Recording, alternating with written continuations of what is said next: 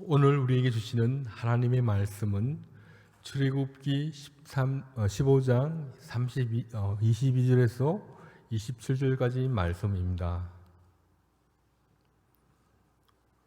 교독하시겠습니다. 모세가 홍해에서 이스라엘을 인도하매 그들이 나와서 수르 광야로 들어가서 거기서 사흘 길을 걸었으나 물을 얻지 못하고 마라에 이르렀더니 그곳 물이 있어서 마시지 못하겠으므로 그 이름을 마라라 하였더라. 백성이 모세에게 원망하여 이르되 우리가 무엇을 마실까 하매 모세가 여호와께 부르짖더니 여호와께서 그에게 한 나무를 가르치시니 그가 물에 던지니 물이 달게 되었더라. 거기서 여호와께서 그들을 위하여 법도와 유일례를 정하시고 그들을 시험하실세 이르시되 너희가 너희 하나님 나 여호와 말을 들어 순종하고 내가 보기에 의를 행하며 내 계명에 귀를 기울이며 내 모든 규례를 지키면 내가 애굽 사람에게 내린 모든 질병 중 하나도 너희에게 내리지 아니하리니 나는 너희를 치료하는 여호와임이라. 함께 기도하시겠습니다. 그들이 엘림에 이르니 거기에 물샘 열둘과 종려나무 이런 거루가 있는지라. 거기서 그들이 그 물곁에 장막을 치니라. 아멘. 목사님께서 나오셔서 주어진 말씀을 가지고 마라에서 엘림으로란 제목으로 설교해 주시겠습니다. 제가 잠깐 기도하겠습니다. 하나님 아버지, 이 시간 우리 가운데 계심을 믿습니다. 우리가 겸손하게 마음을 열고 말씀에 귀를 기울일 때 성령님께서 각자의 처지 가운데 역사해 주옵소서. 오늘 우리가 고백할 죄가 무엇인지, 순종할 말씀이 무엇인지를 깨닫게 하시고 하나님과 친밀한 관계에 회복이 있게 하시며 은혜가 넘치는 시간 되도록 함께하여 주옵소서. 예수님의 이름으로 기도합니다. 아멘. 이스라엘 백성들은 이제 홍해를 완전히 벗어났습니다. 홍해를 벗어났다는 것은 어떤 단순한 이주가 아니라 완전한 결별이었던 셈이죠. 이스라엘 백성들은 홍해 바다를 안전하게 건넜고 애굽 군사들은 물에 수장되었습니다. 고린도전서에서는 이 홍해 사건을 세례로 비유합니다. 마치 이스라엘 백성들이 홍해 바다를 통과했듯이 세례도 물을 통과하는 의식입니다. 그들이 홍해 바다를 건너므로 새로운 영역으로 옮겨졌듯이 이 세례도 우리가 물속에 들어갔다가 나오므로 옛 사람은 죽고 새 사람이 되었다는 것을 상징합니다. 하지만 우리가 예수님을 믿고 새 사람이 되었다는 것은 죄의 용서함을 받았다는 의미지 완전한 사람이 됐다는 뜻은 아닙니다. 마찬가지로 이스라엘 백성들도 애굽의 종살이에서 해방되어 이제 새로운 영역으로 옮겨갔지만 여전히 연약하고 부족하고 그리고 변화가 필요한 상태였습니다. 그래서 약속의 땅에 도착하기 전까지 하나님의 백성으로서 하나님의 백성다운 삶을 살도록 준비되는 기간이 필요했던 거죠. 바로 그 장소가 광야였습니다. 애굽에서 나와 그들이 처음 들어간 곳은 시내 반도에 있는 수르 광야입니다. 이 광야는 크게 두 곳이 있는데요.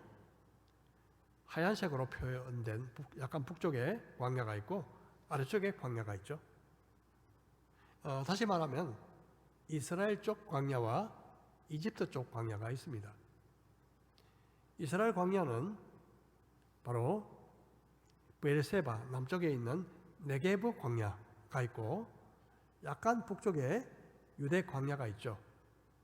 이 유대 광야는 예수님께서 40일 동안 금식하신 후에 시험을 받으신 곳이 바로 이 유대 광야입니다. 이집트, 애굽 쪽에 있는 광야는요, 몇 개가 있죠. 수르 광야, 에담 광야, 신 광야, 그리고 바른 광야, 이런 등등의 광야들이 있습니다. 이 광야들은 앞으로 성경에서 종종 이름이 등장하게 될 겁니다. 이스라엘 백성들이 40년 동안 광야 생활을 했다고 했을 때 어떤 광야를 의미할까요? 바로 애굽 쪽에 있는, 바로 시나이 반도 쪽에 있는 광야를 의미합니다. 현재 이 땅은 이집트 땅에 속해 있죠. 이집트 국가에 속해 있습니다.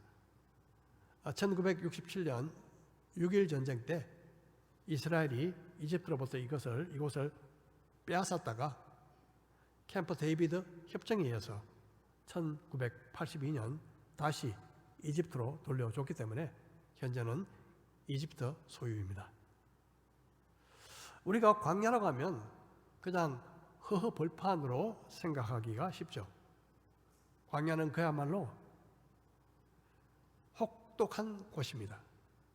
풀 한 폭이 자라나기 어려운 메마른 땅이며 낮에는 온도가 거의 40도에 육박하는 정말 뜨거운 날씨고 밤에는 기온이 급강하여서 너무나 추운 곳입니다. 먹을 것도 없고 마실 것도 없고 바위 밑에는 전갈이, 모래밭에는 뱀들이 도사리고 있습니다. 누군가 광야를 이렇게 정의했죠. The place of nothingness. 아무것도 없는 곳이다. 광야는 강인한 사람이 살아남을 수 있는 곳입니다. 그런데 광야는 생존하는 법만 가르쳐 주는 곳이 아닙니다. 생략하는 법도 가르쳐 줍니다. 즉, 현대사회에서 필요한 자동차, 스마트폰, 그리고 큰 집, 컴퓨터, 이런 것들 대부분 없이도 살아갈 수 있다는 것을 배우는 것이 바로 이 광야입니다. 광야는 생존뿐만 아니라 생략하는 법을 가르쳐 주죠. 무엇보다 광야는 영혼을 따듬고 조각하는 곳이며 몸과 마음을 연단시키는 곳입니다. 재미있는 사실이 하나 있는데요. 히브리어 원어로 보면 광야와 어근이 같은 단어들이 몇 개가 있습니다. 이 광야는 히브리어로 미드바르라고 합니다. 미드바르. 이 단어의 동사형은 다바르인데요. 이 다바르는 바로 말씀이라는 뜻이 있습니다. 그리고 드바르라는 단어도 있는데요. 이 드바르는 지성소를 의미합니다. 이집트에 우리 출애굽 마지막에 하나님께서 성소, 옮겨 다니는 성소인 지성소를 세우도록 말씀하시죠. 이 광야나 지성소 모두 하나님의 말씀을 듣는 장소라고 볼 수 있습니다. 우리가 살다 보면 메마른 광야 같은 시기가 누구에게나 있습니다. 그때 가장 필요한 것이 뭘까요? 하나님의 말씀입니다. 아무리 힘들고 어려운 광야길이라 해도 하나님의 말씀이 있으면 견디고 이겨낼 수 있습니다. 특별히 신명기 8장 2절 3절에서 보면 하나님께서 왜 이스라엘 백성들을 광야로 인도하셨는지 그 이유와 목적을 설명하고 계십니다. 내 하나님 여호와께서 이 40년 동안에 내게 광야길을 걷게 하신 것을 기억하라. 이는 너를 낮추시며 너를 시험하사 내 마음이 어떠한지 그 명령을 지키는지 지키지 않는지 알려 하심이라.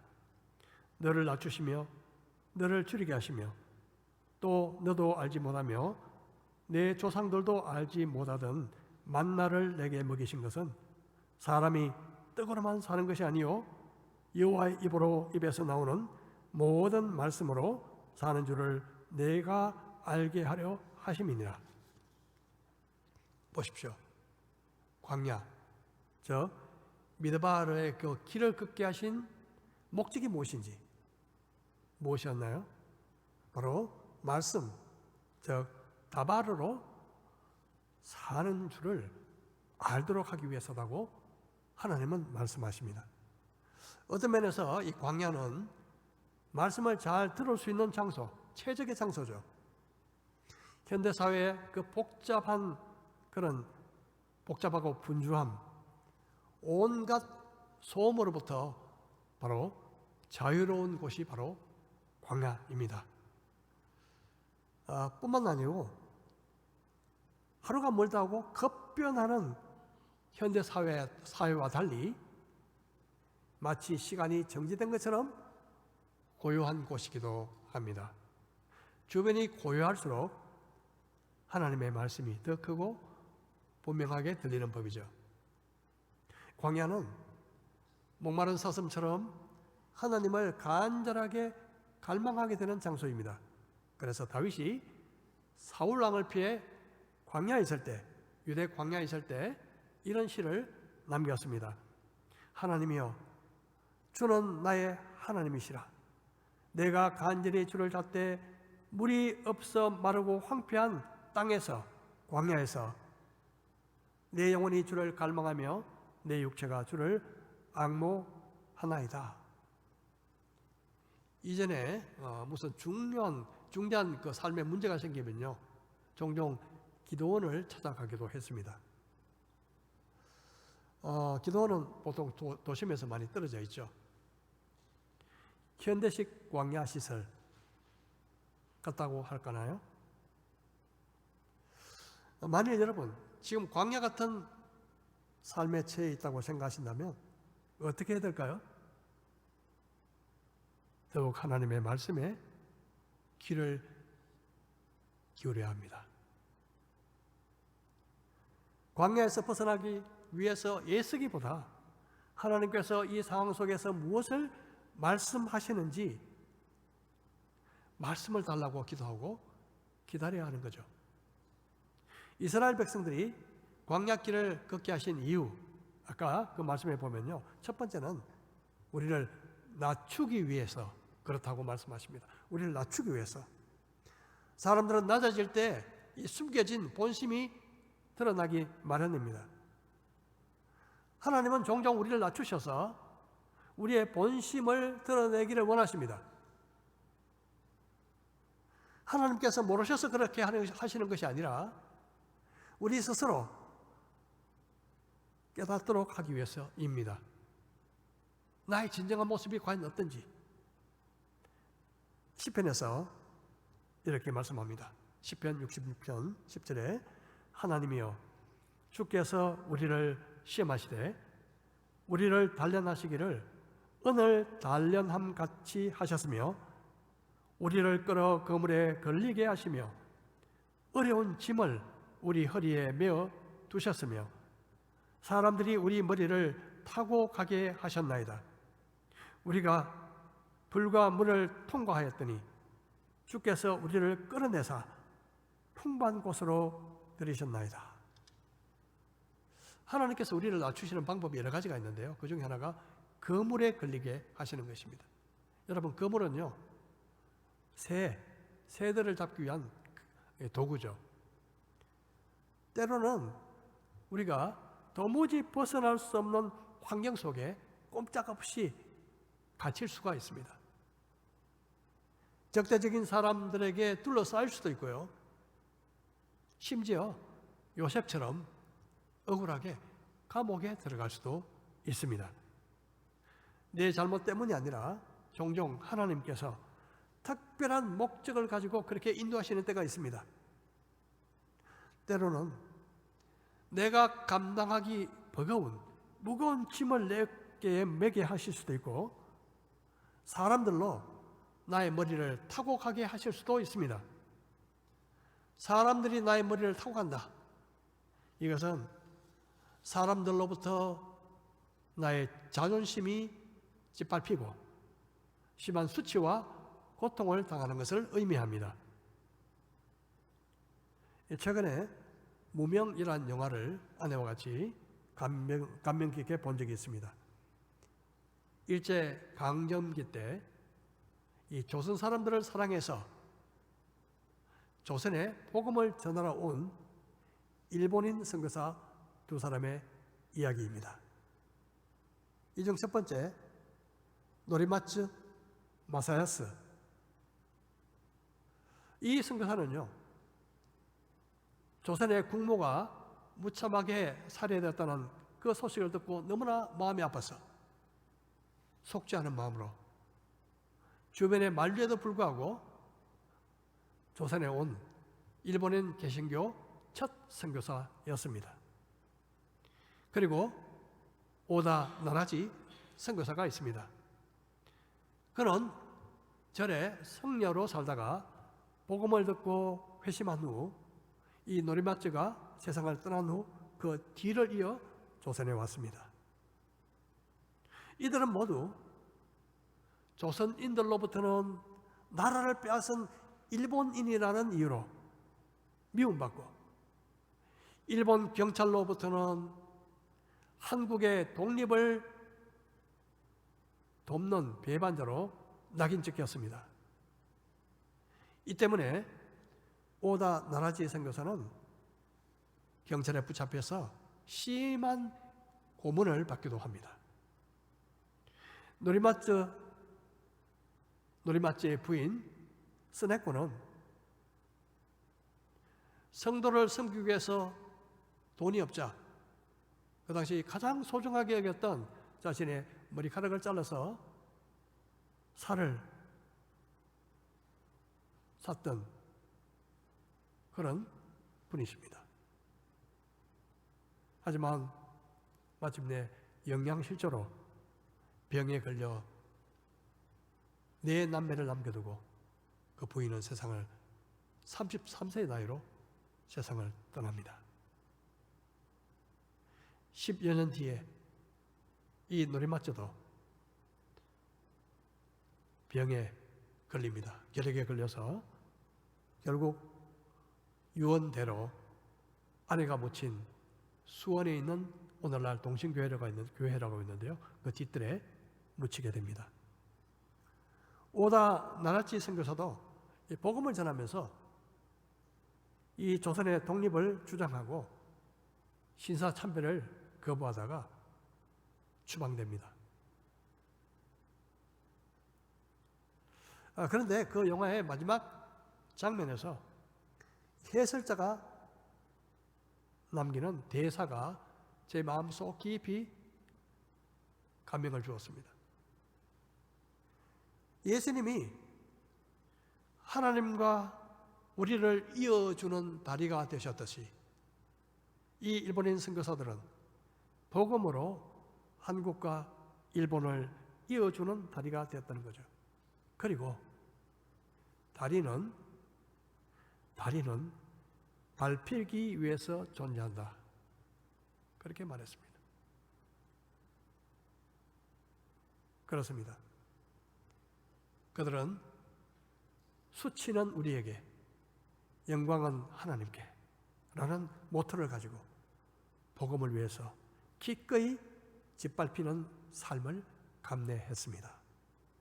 예수님께서 다리가 되시기 위해서 사람들에게 짓밟히셨듯이 하나님은 우리를 다리로 삼기 위해서 때로는 낮추시고 때로는 사람들이 나의 머리를 짓밟으며 지나가게 하십니다. 하나님은 광야에서 이스라엘 백성들을 낮추셨을 뿐만 아니라 줄이기도 하셨습니다. 줄이기도. 하지만 굶어 죽도록 내버려 두지 않으시고 매일매일 만나를 공급하셨습니다. 매일 만나를 공급하신 이유는 오직 먹고 사는 문제를 하나님께 맡기고 그것도 매일매일 하나님께 맡기고 하나님을 신뢰하도록 하기 위해서였습니다. 하나님께서 만나를 먹이신 것은 우리가 육신의 떡으로만 사는 것이 아니라 생명의 떡인 하나님의 말씀을 믿고 순종하면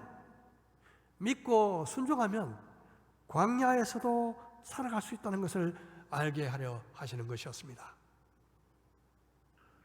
인생에 굶주림이 있으십니까? 문제가 있으십니까? 하나님의 말씀을 갈망하십시오. 말씀이 그 답을 줄 것입니다. 이스라엘 백성들은 수르 광야에서 사흘 동안 물을 얻지 못했습니다. 여러분, 3일 동안 물을 마시지 못한 경험이 있으신가요? 배고픈 것은 좀 참을 수 있어도 목마른 것은 참기가 어렵습니다. 그런데 드디어 어떤 곳에 도착했을 때 그들은 드디어 물을 발견했습니다. 그런데 물이 써서 마실 수가 없었습니다. 그래서 그곳 이름을 마라라고 했습니다. 마라라는 뜻은 쓰다, 괴롭다는 뜻입니다. 여러분, 마라라고 하면 생각나는 또 다른 구절이 있죠. 룻기에 나옵니다. 나오미가 그들에게 이르되 나를 나오미라 부르지 말고 나를 마라라 부르라. 이는 전능자가 나를 심히 괴롭게 하셨음이니라. 내가 풍족하게 나갔더니 여호와께서 내게 비어 돌아오게 하셨느니라. 여호와께서 나를 징벌하셨고 전능자가 나를 괴롭게 하셨거늘 너희가 어찌 나를 나오미라 부르느냐 하니라.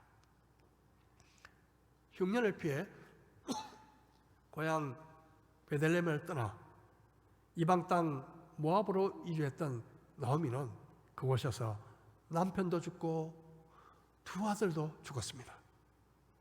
돌아올 때는 며느리 룻만 데리고, 이방 여인 모압 여인이었던 룻만 데리고 빈 털터리로, 완전 빈 털터리가 되어 고향으로 돌아왔습니다. 고향 사람들이 나오미의 이름을 부르며 환영하자 그녀는 이제 나오미라고 부르지 말고 마라라 불러라, 그렇게 요청합니다. 모든 것을 잊고 돌아와 너무 괴롭다는 마음을 토로한 거죠. 하지만 결말은 달랐습니다. 그 이야기는 잠시 후에 하도록 하고요. 다시 광야의 이스라엘 백성에게로 한번 돌아가 보겠습니다. 자, 이스라엘 백성들이 물을 발견했을 때 얼마나 기뻤을까요? 하지만 그 기쁨은 잠시 결국 실망과 좌절로 바뀌고 말았습니다. 물이 써서 마실 수가 없었던 거죠. 썩었는지 아니면 오염됐는지 뭐 알 수 없지만 그 물을 먹은 사람은, 모르고 먹은 사람은 구역질이나 구토를 했을 것입니다. 24절 볼까요? 백성이 모세에게 원망하여 이르되 우리가 무엇을 마실까 하며.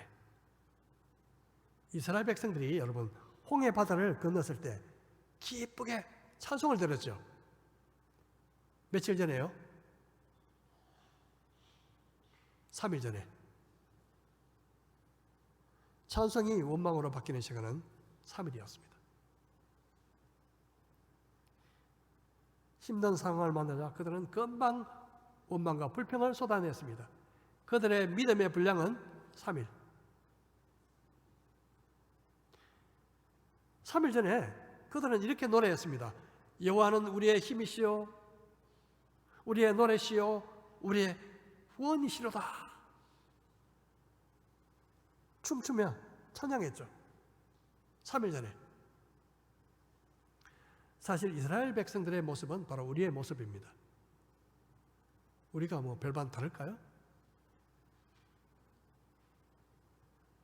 좋은 일이 생기면 기뻐하다가 어려움을 만나면 금방 원망과 불평을 쏟아내는 것이 우리의 모습이 아닐까요? 한 입에서 찬송과 불평이 쉽게 나오지 않습니까? 자, 그런데 모세는 이 백성들의 원망을 듣고 어떻게 했을까요? 15장 24절 보겠습니다. 백성이 모세에게 원망하여 이르되 우리가 무엇을 마실까 하며 모세가 여호와께 부르짖었더니 여호와께서 그에게 한 나무를 가리키시니 그가 물에 던지니 물이 달게 되었더라. 거기서 여호와께서 그들을 위하여 법도와 율례를 정하시고 그들을 시험하실세. 모세가 어떻게 했다고요? 부르짖었습니다. 백성들에게 좀 참아봐, 조금만 참아, 설득하지 않았습니다. 그는 부르짖었습니다. 여러분, 사람들의 비난과 원망을 한 몸에 받을 때 침묵하기는 정말 어렵습니다. 보통은 똑같이 갚아주든지 아니면 적극적으로 해명하든지 그렇게 할 것입니다. 하지만 하나님께 부르짖는 사람에게 길이 열립니다. 하나님께서는 모세에게 한 나무를 가리키셨습니다. 모세가 그 나무를 던졌더니 썬물이 달게 되어버렸습니다. 어떤 분들은 그 나무가 십자가를 의미한다, 십자가를 상징한다고 말합니다. 정확한 그것인지 잘 모르겠지만 분명한 사실은 십자가는 썬물과 같은 우리 인생을 단물처럼 바꾸는 능력이 있다는 것입니다. 신기한 것은요, 쓰디쓴 십자가를 묵상하면 묵상할수록 마음이 달아진다는 것입니다. 신기한 것은 고통에 극치인 십자가를 묵상하면 묵상할수록 마음이 평안해진다는 것입니다.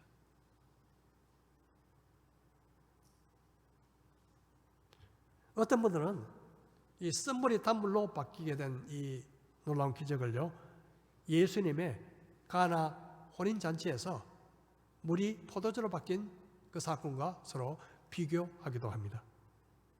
이 공교로운 것은 수르 광야에서 사흘 걸어서 이 마라에 도착했던 것처럼 예수님의 혼인잔치도 사흘째 되는 날이었다고 성경은 기록합니다.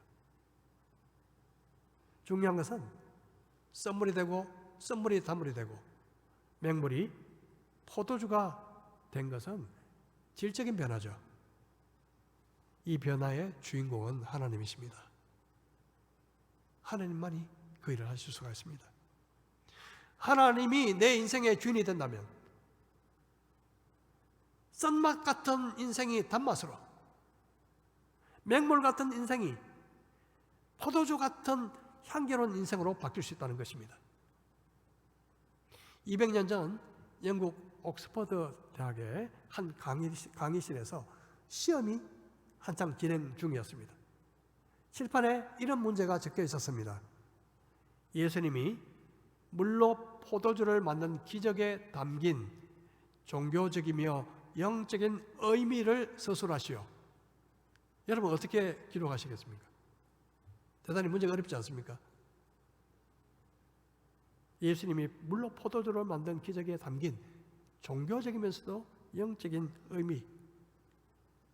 다들 풍성하게 문제를 푸는데요, 한 학생만 그냥 어떡하니 앉아 있었습니다. 시험이 거의 끝날 무렵에 됐는데도 그냥 가만히 있기에 감독관이 학생에 다가가서 학생 뭐라도 써야 되지. 그러자 정신이 번쩍 들었는 것처럼 한 줄을 딱 쓰고 나갔습니다. 이 한 줄이 이랬죠. 물이 자기 주인을 만나자 얼굴이 붉어졌도다. 대단한 시죠. 물이 주인을 만나니까 얼굴이 붉어졌대요. 그 답을 쓴 사람은 영국의 낭만파 시인이었던 바이런이었습니다. 그렇습니다. 맹물이 주인을 만나면 붉은 포도주가 됩니다. 아무짝에도 쓸모없어 보이는 무색의 맹물 같은 인생도 주인이신 하나님을 만나면 향기 나는 붉은 포도주처럼 쓰임받게 될 수 있다는 뜻입니다. 만물의 주인은 하나님이십니다. 그래서 주인이신 하나님의 말씀을 순종하는 것이 답입니다. 하나님께서 나무를 가리키시기 전에 나무는 이미 그곳에 있었습니다. 하나님이 가리키시자 갑자기 나무가 생긴 것이 아니었죠. 하지만 아무도 몰랐습니다. 하나님이 그 나무를 사용하실 줄요. 하나님은 그냥 물을 그냥 말로 고쳐주지 않으셨습니다. 나무를 던져라, 그렇게 말씀하셨습니다. 순종이 필요한 일을 요구하신 거죠. 우리 주위에도 이미 답은 있지만 답을 보지 못할 때가 많습니다. 그래서 우리가 하나님께 간절히 부르짖으면 그 답이 보이고, 하나님의 말씀대로 순종하면 풀리는 것입니다. 하나님께서 하라고 하신 것을 내가 하는 것, 이것이 순종이죠. 하나님은 우리의 순종을 통해서 일하시는 것을 좋아하십니다. 26절 이르시되 너희가 너희 하나님 나 여호와의 말을 들어 순종하고 내가 보기에 의를 행하며 내 계명에 귀를 기울이며 내 모든 규례를 지키면 내가 애굽 사람에게 내린 모든 질병 중 하나도 너희에게 내리지 아니하리니 나는 너희를 치료하는 하나님 여호와임이라. 순종에 대한 단어들이 몇 개 나오죠. 말씀을 순종하는 것, 또 뭐죠? 행하는 것, 또 뭐죠? 귀를 기울이는 것, 또 뭐죠? 지키는 것. 순종이 답입니다. 하나님은 치료하시는 하나님 여호와 라파십니다. 치료는요, 병에만 해당되는 것이 아닙니다. 우리 인생에서 생기는 수많은 문제들, 마음의 상처들, 죽음과 죄의 문제까지 당연히 포함합니다. 여호와 라파이신 하나님은 우리 인생의 모든 선물을 단물로 바꾸시는 하나님이십니다. 만일 우리가 하나님께 순종하면 하나님께서 기꺼이 우리의 주치의가 되어 주시겠다고 말씀하십니다. 이제 마지막 구절입니다. 그들이 엘림에 이르니 거기에 물샘 12과 종려나무 70그루가 있는지라 거기서 그들이 그 물 곁에 장막을 치니라. 그들은 드디어 엘림이라는 곳에 도착합니다. 엘림은 광야의 오아시스죠. 그들은 광야길에서 막 이렇게 지친 몸과 마음을 이 엘림에서 풍성한 물을 마시며 그늘에서 휴식을 취했을 것입니다. 마치 뜨거운 사막을 계속 걷다가 야자수가 우거진 리조트를 만난 그런 곳과 흡사하죠. 어떤 이들은 이 물샘 12는 이스라엘 12지파를, 그리고 종려나무 70주는 이스라엘 장로 70인을 상징한다, 그렇게 말하는데요. 중요한 것은 엘림이 하나님이 예비하신 곳이었다는 것입니다. 우리 교회 사랑방 중에 엘림 사랑방이 있죠. 우리 사랑방 목자님은 김영수 집사님이신데요. 모두 70대입니다.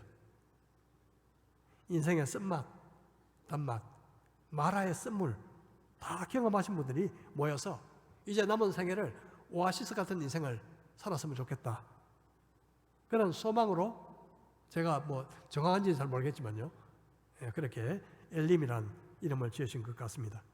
정말 노후에 오아시스 엘림과 같은 그런 쉼과 풍성한 삶을 누리시는 목장 되시기를 축복드립니다.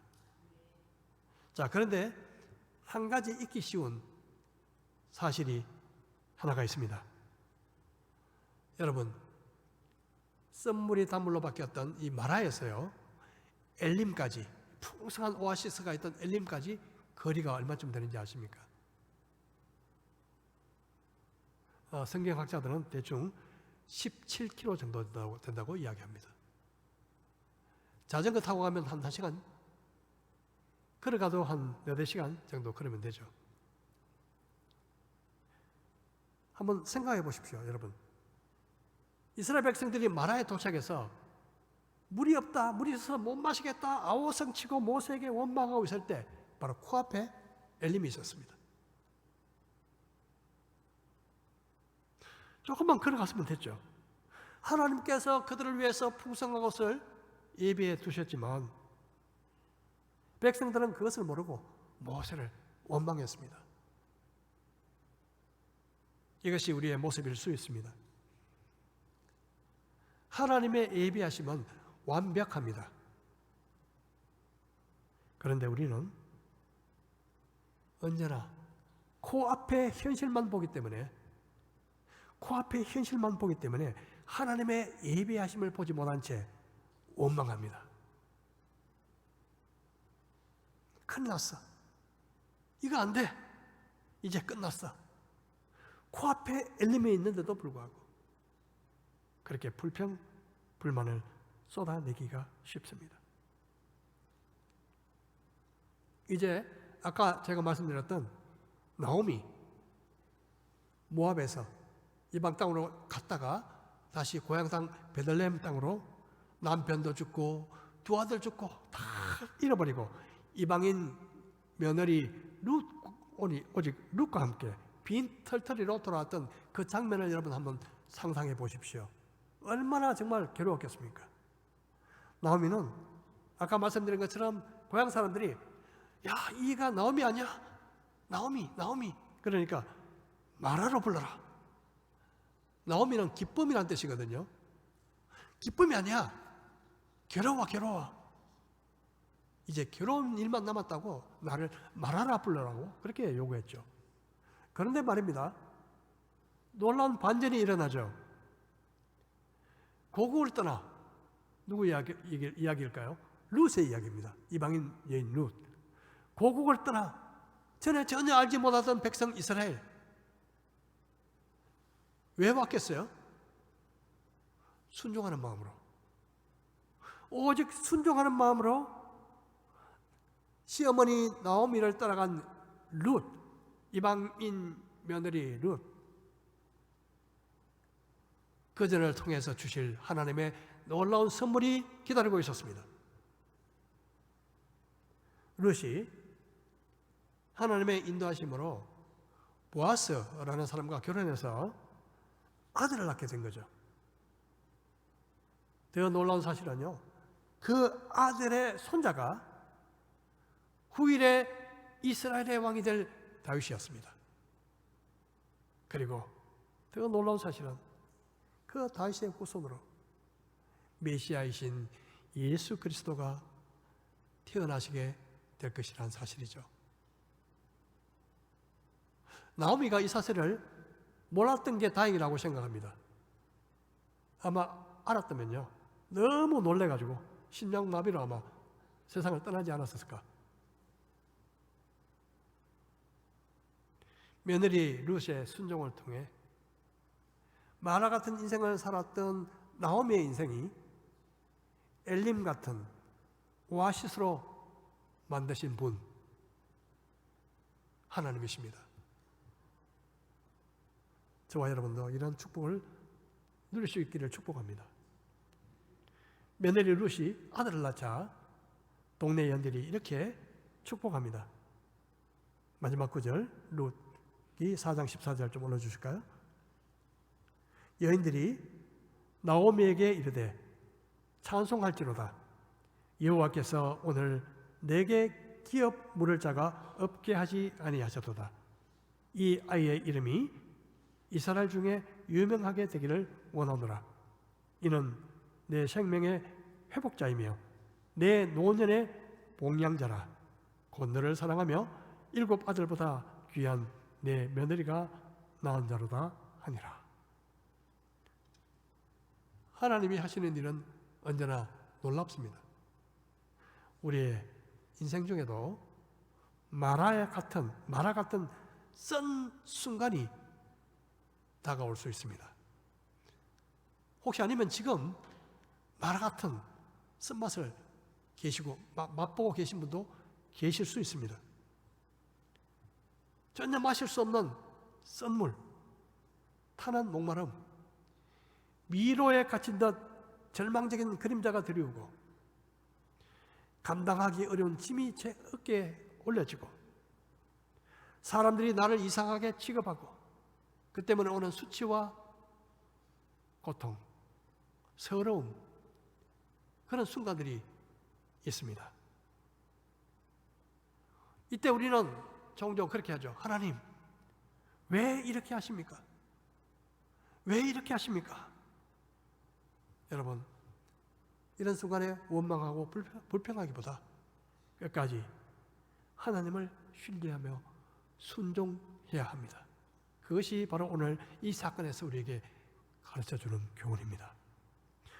비록 현재 내가 마라의 순간 속에 있다 하더라도 여러분, 하나님이 예배하신 엘림이 코앞에 가까이 있을지도 누가 아나요?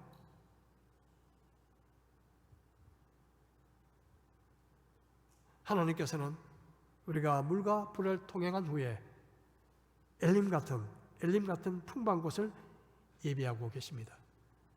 광야는 끝이 아닙니다. 마라를 지나면 언젠가 하나님이 예비하신 엘림이 있다는 소망을 가질 필요가 있습니다. 그러므로 하나님을 끝까지 신뢰하고 순종한다면, 그렇게 산다면 우리의 썬 인생도 언젠가는 달콤하게 변하고 메마른 광야를 지나 풍성한 오아시스를 만나게 될 것입니다. 우리의 삶이, 우리의 궁극적인 종착역, 영원한 오아시스, 바로 천국에 다다를 때까지 하나님을 신뢰하고 순종함으로 광야길을 믿음으로 모두 잘 통과하시는 저와 여러분 되시기를 주의 이름으로 축복합니다. 우리 말씀을 생각하며 같이 잠깐 기도하시겠습니다.